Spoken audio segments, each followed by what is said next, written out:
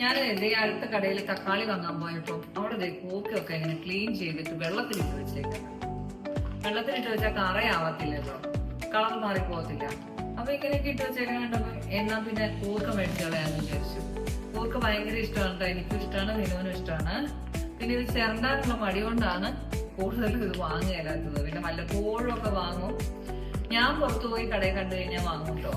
കാരണം എനിക്ക് കൂർക്ക ഇഷ്ടമാണ്. ചിരണ്ടുന്ന മടി കൊണ്ടാക്കാൻ ചിരണ്ടി കൈ നിറച്ച് കറയാവും. അത് മാത്രമല്ല കുറേ സമയം എടുക്കും. പിന്നെ ഇതിന്റെ തൊലി കളയാൻ എളുപ്പമാണോ എന്ന് ചോദിച്ചു കഴിഞ്ഞാൽ എളുപ്പമൊക്കെയാണ് കേട്ടോ. പക്ഷെ ചിരണ്ടി പിന്നെ തൊലി കളഞ്ഞതിന് ശേഷം നമ്മളത് ക്ലീൻ ചെയ്ത് പിന്നെ എടുക്കണം. അതുകൊണ്ടാണ് അത് ശരിക്കും പറഞ്ഞു കഴിഞ്ഞാൽ കൂർക്ക ഒരു മടിയുള്ള പണിയാണ്. പക്ഷെ കറി വെച്ചാൽ ഏറ്റവും ടേസ്റ്റുള്ള കറിയാണ്. അപ്പോ പിന്നെ അതിന്റെ തൊലി കളയാനുള്ള എളുപ്പം അറിയാം. കുക്കറിലിട്ടൊക്കെ അടിക്കുന്ന കാര്യങ്ങൾ എല്ലാവരും പറയുന്നുണ്ട്. കുക്കറിലൊന്നും അടിക്കേണ്ട കാര്യമൊന്നുമില്ല കേട്ടോ. ശരിക്കും പറഞ്ഞു കഴിഞ്ഞാൽ നമുക്ക് ഒരു മിറ്റം ഉണ്ടെങ്കിൽ നമ്മുടെ മുറ്റത്ത് ടൈലൊക്കെ ഇട്ടിട്ടുണ്ടാവൂലേ, ഇനി വേണ്ട സിമെന്റിന്റെ തറ ഉണ്ടാവൂലേ, നമ്മള് ചെറിയൊരു കോട്ടൺ തുണിയിലോ അല്ലെങ്കിൽ ഈ തുണിയുടെ തുണി സഞ്ചിയിലോ ഒക്കെ ഇട്ടിട്ട് നല്ലോണം കെട്ടി വെക്കണം. ലൂസായിട്ട് കെട്ടണം, ടൈറ്റ് ആയിട്ട് കെട്ടണം. ലൂസായിട്ട് കെട്ടിയിട്ട് പതിയെ ഇങ്ങനെ ചതച്ചെടുത്താൽ മതി. തിരിച്ച് നമ്മളിങ്ങനെ തല്ലിയിട്ട്, അധികം ഫോഴ്സിൽ തല്ലി കഴിഞ്ഞ് കഴിഞ്ഞാൽ അത് ചതഞ്ഞു പോകും. അതിന്റെ തൊലി ഒന്ന് ഇതാവാൻ വേണ്ടി മാത്രം ഒന്ന് തല്ലി എടുക്കുക. അപ്പൊ അങ്ങനെ തല്ലി എടുത്ത് കഴിയുമ്പോൾ തൊലി നല്ലോണം പോയി കിട്ടും കേട്ടോ. പിന്നെ അവിടെ ഇവിടെ ഇച്ചിരി ഇരുന്നാലേ ഉള്ളൂ. പിന്നെ നമ്മൾ അതിന്റെ വേരൊക്കെ കട്ട് ചെയ്ത് ഒന്നുകൂടെ പതിയെ ഒന്ന് ക്ലീൻ ചെയ്തെടുത്താൽ മതി. അത് ചെയ്യാനുള്ള മടി കൊണ്ടാണ് വാങ്ങാൻ. അതെന്ന് ചോദിച്ചാൽ എളുപ്പമാണ്, പക്ഷെ ഈ പണി ഇച്ചിരി കയ്യിൽ കറയാവും. പിന്നെ അത് തേച്ച് കഴുകണമെങ്കിലുള്ള പാടി. കയ്യിൽ കറയായി കഴിഞ്ഞ് കഴിഞ്ഞാൽ തേച്ച് 2 ദിവസം തേച്ച് കഴിയാലോ. എന്നാ കാണിച്ചാൽ ഞാൻ ഈ സ്ക്രബ്ബർ വരെയിട്ട് തേച്ചെടുക്കും, പക്ഷെ പോകത്തില്ല. ഗ്ലൗസ് ഒക്കെ ഇട്ട് ചെയ്യുവാണെങ്കിൽ കുഴപ്പമില്ല.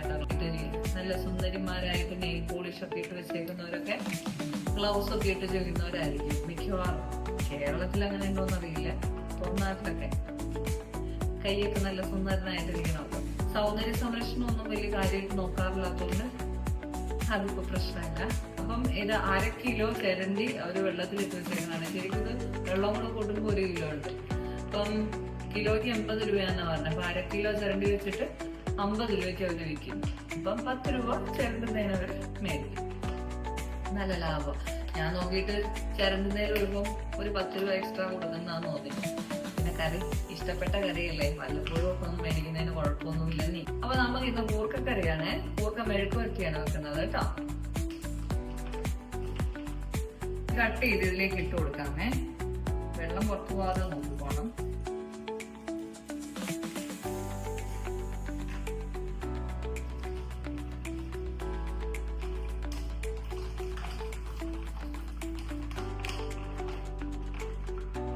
ഒരു നേരം കൂട്ടാനേ ഉള്ളൂ കേട്ടോ, എന്നാലും കുഴപ്പമില്ല.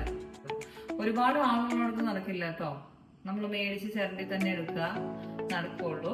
ഇപ്പൊ ഞങ്ങൾ 2 പേരുള്ളതുകൊണ്ട് ഒരു നേരത്തേക്കുള്ള കറി ഉണ്ട് കേട്ടോ. അപ്പൊ നമുക്കിതൊന്ന് അതിന്റെ വേരൊക്കെ ഒന്ന് ചെത്തി കളഞ്ഞെടുക്കാമേ.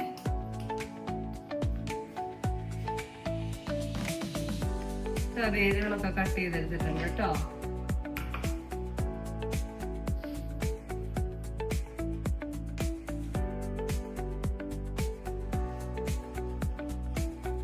നമുക്ക് 2-3 ഉള്ളി പൊളിച്ചെടുക്കാമേ.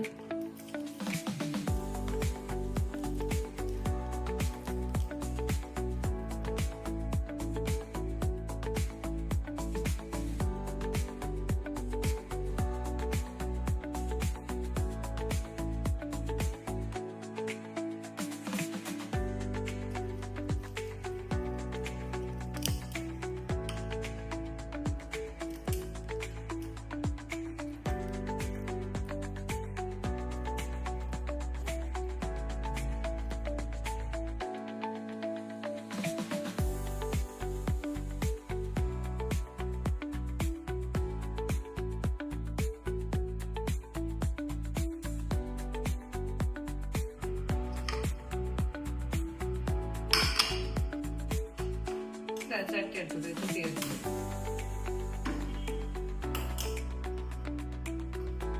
ഒന്ന് ചൂടായി വരട്ടെ.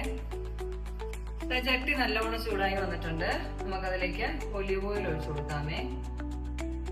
വെളിച്ചെണ്ണ വേണ്ടവർക്ക് വെളിച്ചെണ്ണ ഒഴിക്കാം കേട്ടോ. ഞാൻ ഒലിവ് ഓയിൽ യൂസ് ചെയ്യുന്നതുകൊണ്ടാണ്. എല്ലാവർക്കും ഇതിന് വലിയ ടേസ്റ്റ് വ്യത്യാസമൊന്നുമില്ല, പ്രത്യേകിച്ച് വേറെ ടേസ്റ്റും ഇല്ല. വെളിച്ചെണ്ണയ്ക്ക് നല്ലൊരു ടേസ്റ്റ് ആണല്ലോ. ഇതിനങ്ങനെ എടുത്തു പറയത്തക്ക ടേസ്റ്റ് ഒന്നുമില്ല, എന്നാൽ നമുക്ക് കഴിക്കാൻ പറ്റാത്ത ഒരു ടേസ്റ്റ് അല്ലതാണ്.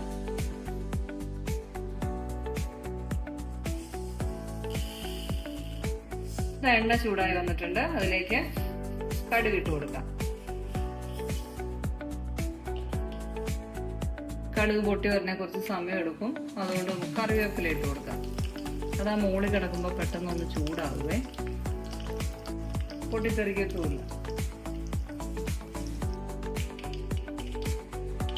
കടുകൊക്കെ പൊട്ടി വന്നിട്ടുണ്ട്, പൊട്ടിക്കൊണ്ടിരിക്കുക, കഴിഞ്ഞിട്ടില്ല. ഉള്ളി ഇട്ട് കൊടുക്കാം.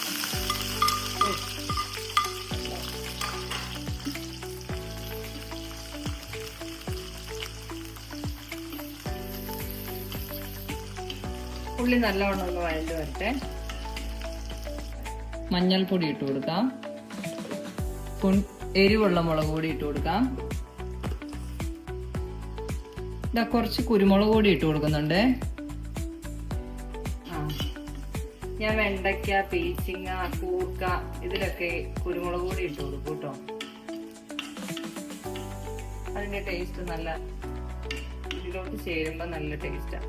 അതിലേക്ക് നമുക്ക് കൂർക്ക കിഴങ്ങുകൾ ഇട്ട് കൊടുക്കാം. വെള്ളം കൂടെ ഒഴിച്ചിട്ടുണ്ട്, നേരത്തെ വെള്ളം ഒഴിച്ചിട്ടുണ്ട് കേട്ടോ. അപ്പൊ അതേ ഒരു സ്പൂൺ ഉപ്പിട്ട് കൊടുത്തിട്ടുണ്ട്.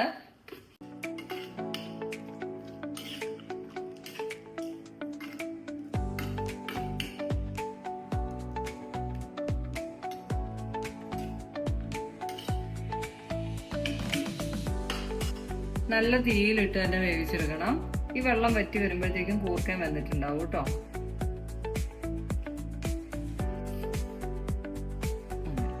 ഒരു മീഡിയം തീയിലിട്ട് വേവിച്ചു കൊടുക്കാം.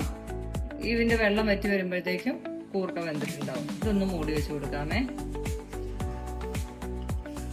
ഇതാ മൂടി വെച്ച് കൊടുക്കാം.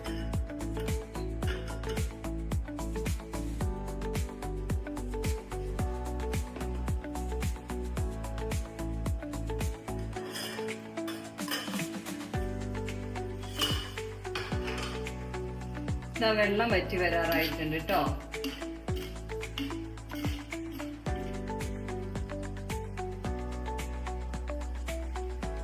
കൂർക്കയൊക്കെ വെന്തോ.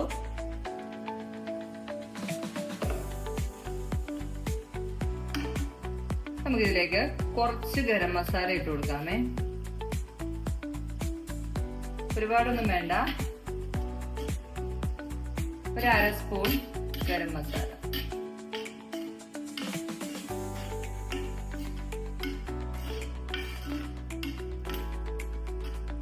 നമ്മൾ തീ നിർത്തിയാലും ഇതിൽ നിന്ന് വെള്ളം കുറെ കൂടി വറ്റിപ്പോവും. അപ്പൊ പിന്നെ ചെറുതായിട്ട് ഒന്ന് പരണ്ട് വരുമ്പോഴത്തേക്കും നമുക്ക് തീ ഓഫ് ചെയ്യാം. ഇത് മതി കേട്ടോ. ഇപ്പൊ വെള്ളമൊക്കെ വറ്റിയിട്ടുണ്ട്.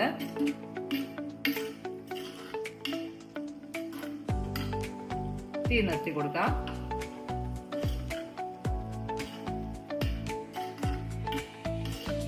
നമുക്ക് ചട്ടി മാറ്റി വെച്ച് കൊടുക്കാം. അടുപ്പിന് നല്ല ചൂടാണ്.